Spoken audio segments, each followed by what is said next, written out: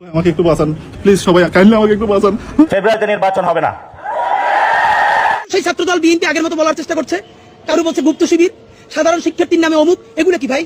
আমেরিকার মতো ভুল করেন না। আমেরিকা এই চেষ্টা করছিল, আমেরিকা রাজাকার করতে করতে কি হয়েছে দেখেন নাকি ইন্ডিয়া পালান লাগছে।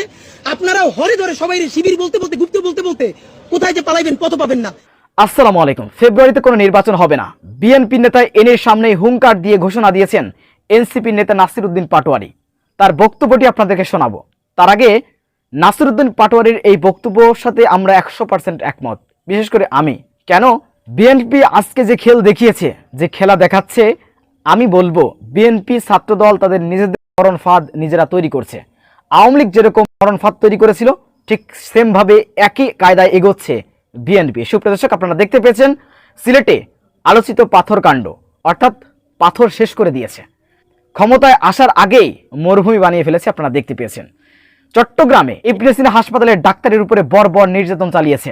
ডাক্তার বাঁচার জন্য আর্তনাদ করছে, পুলিশের সহযোগিতা চাচ্ছে, জনগণকে এগিয়ে আসার জন্য আহ্বান জানিয়েছে। এই বর্তমানে বাংলাদেশের পরিস্থিতি হচ্ছে এমন। এই পরিস্থিতি নিয়ে বাংলাদেশে ফেব্রুয়ারিতে নির্বাচন হবে। সারা বাংলাদেশে বিএনপির আধিপত্য। এইভাবে নির্বাচন হলে আওয়ামী লীগ যেরকমভাবে ভোট ডাকাতি করেছে, লুট করেছে, তার থেকে ভয়ানকভাবে লুট করবে এরা। আপনারা দেখতে পেয়েছেন প্রকাশ্যে বিএনপির চেয়ারপারসনের উপদেষ্টা খালেদা জিয়ার উপদেষ্টা হাবিবুর রহমান বলেছে যে দাড়িপাল্লায় ভোট দিব, অর্থাৎ জামাতের মার্কা দাড়িপাল্লা, দাড়িপাল্লায় ভোট দিব, এই কথা বলার পরে বাড়ি ফিরে যাবে, এটা সম্ভব নয়। বিএনপির নেতাকর্মীরা তাকে বাড়ি ফিরে যেতে দিবে না। এই হচ্ছে প্রকাশ্যে হুমকি দিচ্ছে, একদম প্রকাশ্যে। এখনো পর্যন্ত বিএনপি এর বিরুদ্ধে কোনো অ্যাকশন নেয়নি। 10 কোটি না 10,000 কোটি টাকার জন্য পাথর লুট করেছে বিএনপি নেতা, তাকে বহিষ্কার করেছে। মানে এত বড় একটা অপরাধ করলো, বহিষ্কার করে শেষ। মানুষ হত্যা করবে, বহিষ্কার করে দিবে, তাদের দায় মুক্তি। এইভাবে কি বাংলাদেশের রাজনীতি চলবে? আওয়ামী লীগ কি করতো? আওয়ামী লীগের নেতাকর্মীরা এমন এমন বক্তব্য দিত, কথা বলতো, আপনারা দেখেছেন, কিন্তু তাদের বিরুদ্ধে কোনো অ্যাকশন নিত না। যখন মানুষ হত্যা করে ফেলতো, অর্থাৎ আবরার ফাহাদকে দিয়ে আমি উদাহরণ দিই, আবরার ফাহাদকে হত্যা করেছে ছাত্রলীগ, হত্যা করার পরে তাদেরকে বহিষ্কার করা হয়েছে, জেলে দেওয়া হয়েছে।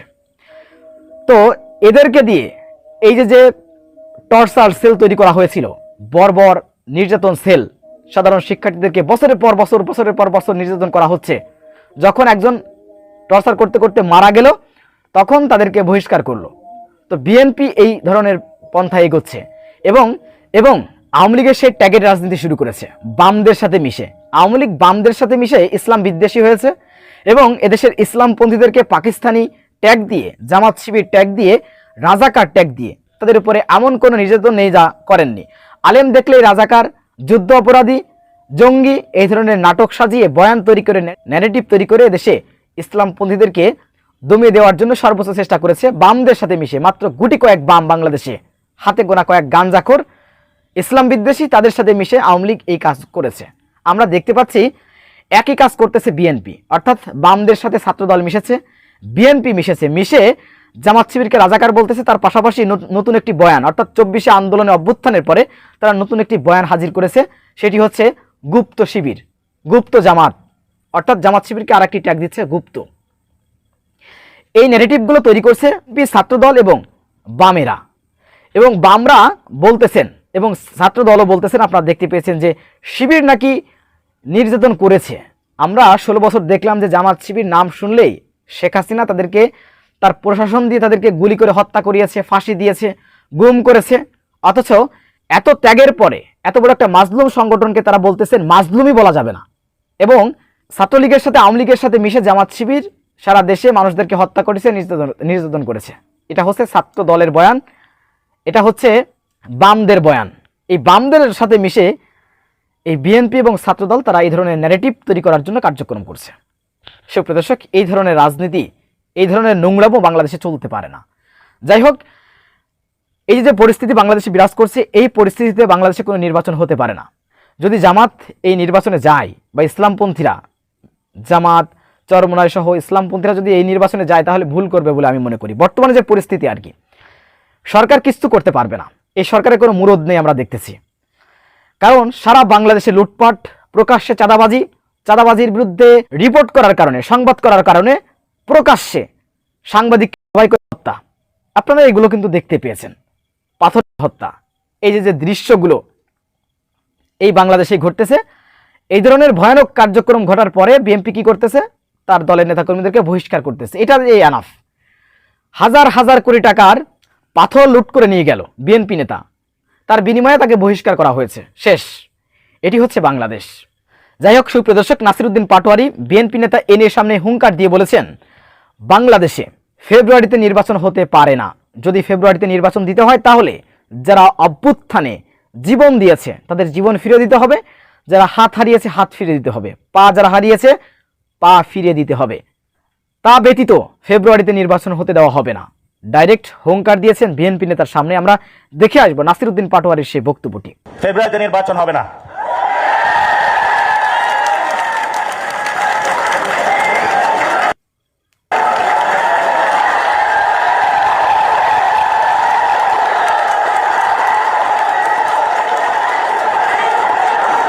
শুনেন,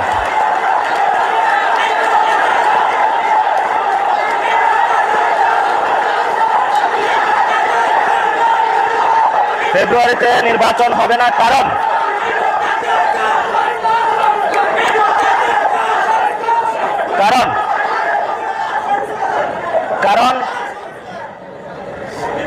যদি ফেব্রুয়ারিতে নির্বাচন হয়, আমার যে ভাইয়েরা শহীদ হয়েছিল, রক্ত দিয়েছিল সংস্কারের জন্য, একটি নতুন সংবিধানের জন্য, তাহলে পরে গিয়ে তার কাজটা ফেরত দিতে হবে এই সরকারকে। আমার যে ভাইয়ের হাতটা চলে গিয়েছিল, যদি সংস্কার কাজ শেষ না করে নির্বাচন হয়, তাহলে এই সরকারকে আমার ভাইয়ের হাতটা ফিরিয়ে দিতে হবে। যে মায়ের বুক হয়েছিল, যদি সংস্কার ছাড়া, একটি নতুন সংবিধান ছাড়া বাংলাদেশে নির্বাচন হয়, তাহলে ওই মায়ের বুকের সন্তানকে ফেরত দিতে হবে। অনেক বাচ্চাকে দেখেছি এখনো বুকের দুধ পান করে, কিন্তু বাবা শহীদ হয়েছে। তাদের সাথে যখন কথা বলেছি, তাদের মুখের ভাষা পাইনি, শুধু চোখের ভাষা পেয়েছি। চোখের ভাষাটা ছিল অশ্রু। যে অশ্রুতে তারা বলেছিল, আমার বাচ্চা রয়ে গিয়েছে, আমার স্বামী চলে গিয়েছে, আমি বাংলাদেশ থেকে কিছু চাই না, কিন্তু আমি একটি সুন্দর ভবিষ্যতে বাংলাদেশ দেখতে চাই, যেখানে আমার এই বুকের যে সন্তান আছে, আর সন্তানকে কেউ খুন করবে না। কিন্তু বাংলাদেশে আমরা দেখতে পাচ্ছি একই সংস্কৃতির ডামাডোলে, একই ফ্যাসিবাদী সংবিধানে, একই সিস্টেমের মধ্য দিয়ে আমরা নির্বাচনে যাচ্ছি। তাহলে এতগুলো মানুষ শহীদ হওয়ার প্রয়োজন কি ছিল? এতগুলো মানুষ আহত হওয়ার প্রয়োজন কি ছিল? আপনারা দেখেছেন এখানে অনেক মিডিয়া ভাই রয়েছেন। ভারতে হিন্দুত্ববাদী বিজেপি এক এক করে সকল মিডিয়া দখল করেছিল, কিন্তু কিছু তরুণ যুবা অল্টারনেটিভ মিডিয়া সৃষ্টি করে ভারতের বুকে গত ইলেকশনে বিজেপির যে জয়যাত্রা, তাদের যে হম্বিতম্বি, সেটা রুখে দিয়েছিল। আপনাদের কি স্মরণ আছে? আপনাদেরকে সেই ভূমিকায় নামতে হবে। পাটোয়ারির এই বক্তব্যের সাথে আমি একমত। আপনারা কি একমত কিনা আপনারা জানাবেন। তো বিএনপি ছাত্রদল তারা যে শক্তি প্রদর্শন করতেছেন সারা বাংলাদেশে, যে তারা ক্ষমতায় না যাওয়ার আগেই একটা প্রাকৃতিক সৌন্দর্য, সাদা পাথরকে তারা মরুভূমি বানিয়ে ফেলেছে। এরা ক্ষমতায় গেলে কি করবে, এটা দেশের মানুষকে চিন্তা ভাবনা করার জন্য আমি অনুরোধ জানাচ্ছি। আপনারা চিন্তা করে এবারের ভোটটা দিবেন। সুপ্রিয় দর্শক, তারা হুমকি দিয়ে যাচ্ছে জনগণকে আওয়ামী লীগের ভাষায়, আওয়ামী লীগের মতন, যে ধানের শীষ ছাড়া অন্য কোথাও ভোট দিলে তারা বাড়ি ফিরে আসতে পারবে না, ঘরে ফিরে আসতে পারবে না। এই ধরনের বক্তব্য দেওয়ার পরেও এখন তারা খালেদা জিয়ার উপদেষ্টা, তারা বিএনপি নেতা বহাল রয়েছেন। এ হচ্ছে বর্তমানে রাজনীতি। সুপ্রিয় দর্শক, আওয়ামী লীগ ছাত্রলীগ যে রাজনীতি করেছে, যে ট্যাগের রাজনীতি, একই পন্থায় একই পলিসিতে তারা আগাচ্ছে। এটিকে দেশের মানুষ গ্রহণ করবে না। ইতিমধ্যে ইনকিলাব মঞ্চের নেতা হাদি ভাই তিনি স্পষ্ট করে বলেছেন এই বিষয় নিয়ে। আমরা হাদি ভাইয়ের মুখ থেকে একটু দিন আসবো। আবারও সেই ছাত্রদল বিএনপি আগের মতো বলার চেষ্টা করছে, কারো বলছে গুপ্ত শিবির, সাধারণ শিক্ষার্থীর নামে অমুক। এগুলো কি ভাই? আওয়ামী লীগের মতো ভুল করেন না। আওয়ামী লীগ এই চেষ্টা করছিল, আওয়ামী লীগ রাজাকার করতে করতে কি হয়েছে দেখেন না, কি ইন্ডিয়া পালান লাগছে। আপনারাও হরে ধরে সবাই শিবির বলতে বলতে, গুপ্ত বলতে বলতে কোথায় যে পালাইবেন পথ পাবেন না। এর কারণ ইতিমধ্যে আওয়ামী লীগের এক নেতা উত্তরা থানার ওসিরে ফোন করে বলছে যে আমরা তো ইন্ডিয়া পালাইতে পারছি, ওরা কিন্তু ইন্ডিয়াও যাইতে পারবে না। এই ট্যাগের রাজনীতি, এই ধরনের রাজনীতি বাংলাদেশে চলবে না।